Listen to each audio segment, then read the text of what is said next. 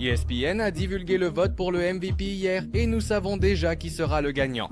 Avant de plonger dans les résultats et de vous révéler le MVP, laissez-moi vous expliquer d'où vient cette information et pourquoi elle est précise à 99%. Tim Bontemps est un analyste d'ESPN et chaque année à différents moments de la saison, il réalise des sondages anonymes et informels parmi les membres des médias qui ont réellement un vote dans cette course et il recueille les résultats. Il leur demande ce qu'ils pensent de la course au MVP dès le début autour de Noël, puis autour de la pause du All-Star et enfin vers la fin de la saison. Ce sondage inclut presque tous les votants, ce qui le rend extrêmement pertinent. Cette année, il n'y a eu que 2 gars dans la conversation pour le MVP tout au long de la saison, Nikola Jokic et Shai Gilgeous-Alexander.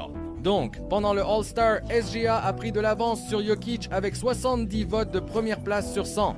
Depuis lors, Nikola a manqué 6 matchs et les Nuggets ont partagé les 22 matchs joués avec 11 victoires et 11 défaites durant cette période. Au contraire, le Thunder a remporté un remarquable 20 de leurs 22 derniers matchs. Shai n'a manqué que 2 de ses matchs tout en ayant une moyenne de presque 34 points et 7 passes décisives avec des pourcentages de tir de 50-40-90. Ce qui nous amène au dernier sondage de la saison. Ce que vous allez voir maintenant est certain à 99,9%. Alors, le voici. Votre joueur le plus précieux de la NBA pour 2024-2025 est Shai Gilgeous-Alexander. Vous voyez que son avance est évidente et 77 des 100 votants l'ont classé numéro 1. Ce qui signifie qu'il faudrait un retournement de situation spectaculaire pour que les votants changent d'avis et modifient l'ordre lorsqu'ils rempliront officiellement leur bulletin. Donc, ce sera le premier trophée de MVP pour Shai lors de sa 7e saison dans la Ligue, après avoir été en lice avec Jokic l'année dernière également. Et bien que mon opinion soit que Nikola mérite absolument de remporter le MVP, Alexander a été exceptionnel toute l'année. Mais le fait est que ce n'est pas la nouvelle la plus choquante qui est sortie du podcast The Who Collective hier. Écoutez juste ceci. Kobe White, qui a été nommé joueur du mois de la conférence Est, a joué à Oklahoma City lundi soir et Dort était sur lui. Et il a fait 2 sur 5. 5!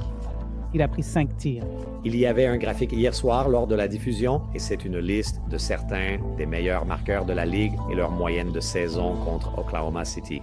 Luka Doncic, 16 points par match. Maintenant, c'est un match, mais quand même. Kate Cunningham, 11. Encore une fois, c'est un match, mais quand même. Devin Booker, 15,5, presque 10 de moins que sa moyenne de saison. LeBron, 12, c'est moins de la moitié de sa moyenne de saison. Donovan Mitchell, 9,5.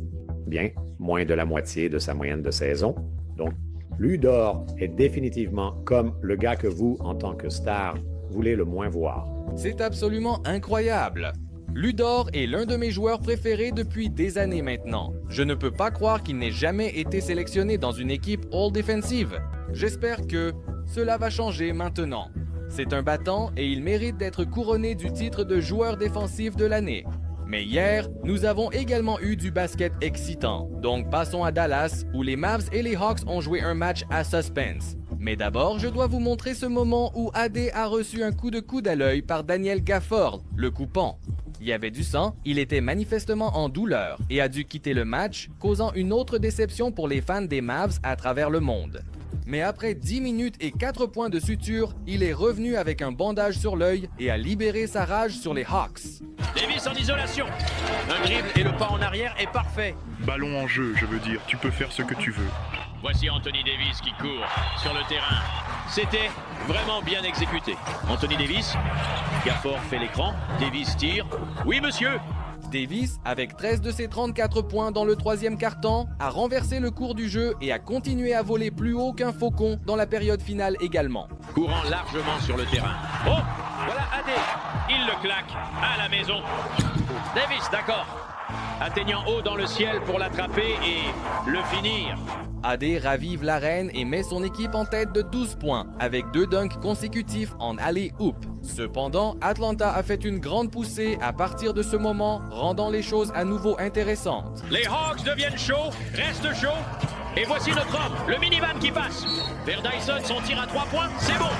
Vous le dis, ce tir à 3 points vous ramènera, les amis. Sur le rebond, Onyeka monte rapidement et obtient un N1. les Hawks réduisent l'écart à une seule possession avec 3 minutes à jouer. Et la remontée a été complète lorsque Daniels a eu une vue dégagée dans le coin.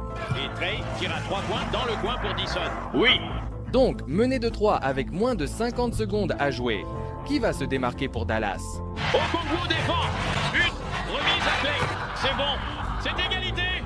Klay Thompson réussit le tir à 3 points pour égaliser le match et raviver la foule. Et regardez la défense des Mavs sur la prochaine possession. Trey jeune. Martin le défend bien. Balle perdue. Quelle action de Martin. Young l'a récupéré, échange, bloc. Et coupant vers le panier, Daniels en dessous, il le lance.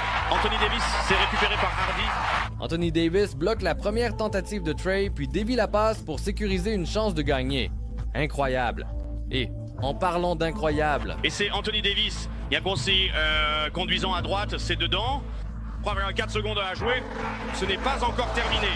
Mais c'est une avance de 2 points grâce à AD. AD réussit le flotteur au-dessus d'Okongwu pour donner à son équipe une avance de 2 points avec 3 secondes à jouer. Tout ce dont ils ont besoin maintenant, c'est d'un dernier arrêt. Peuvent-ils tenir bon et franchir la ligne d'arrivée vers Young? Young avec le ballon. Young le tire à 3 points en reculant. C'est raté. C'est fini. Le tir de Trey est trop court et Dallas s'accroche pour remporter un match crucial pour la course au play-in et pour le bien des supporters également. Ils ont eu assez de déceptions cette saison. Il était temps de guérir un peu. Avec Gafford et Lively de retour dans l'équipe, en plus d'AD, ils peuvent surprendre certaines équipes maintenant et peut-être atteindre cette 8e place à la fin. Et le duel entre les Knicks et les Cavs à Cleveland était également serré. À Allen, il récupère bien, explose en revers. Il le dépose. Oh! Towns le claque!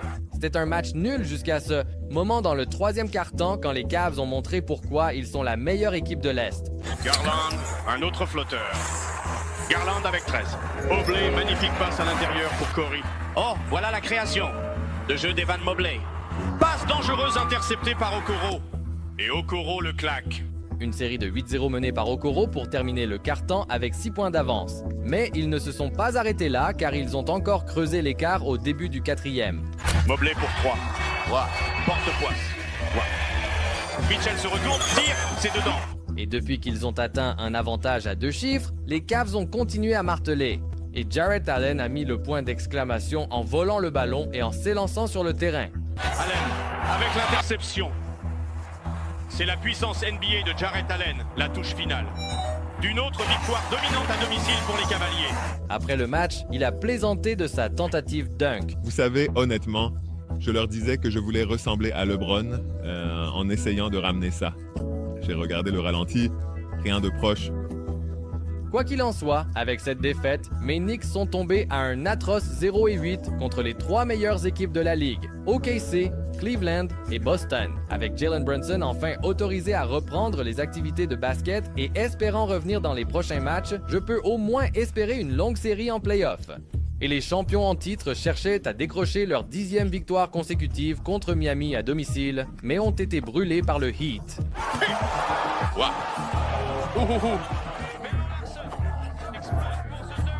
Larson, feintant, maintenant tirant. Kaboom! Mitchell, sprint en arrière vers Anderson, frappe le tir doux à une main.